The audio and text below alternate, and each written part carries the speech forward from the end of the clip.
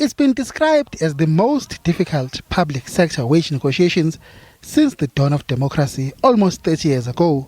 For a long time, government refused to increase salaries at all, saying there's just no money to do so for the next 4 years.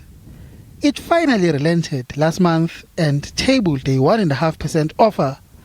Now, getting the views of all civil servants on the offer is proving to be difficult for the unions. Normally, unions do call meetings to consult their members about a mandate.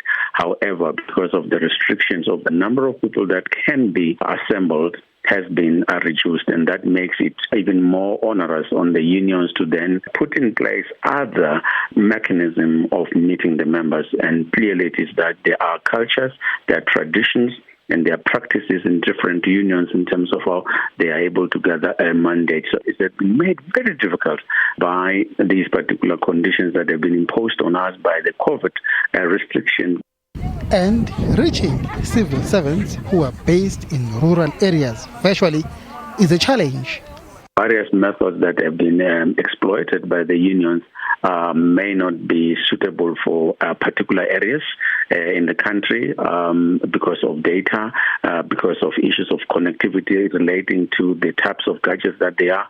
Against this background, tomorrow's meeting will most likely decide to extend the consultation process regarding the offer on the table.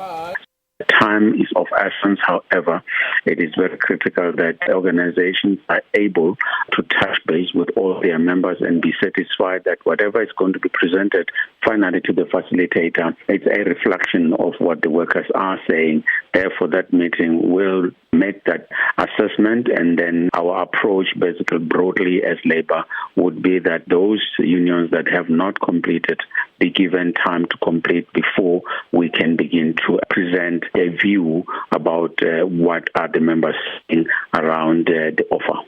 Meanwhile, economists say the collapse of the Eskom wage negotiations yesterday is worrying.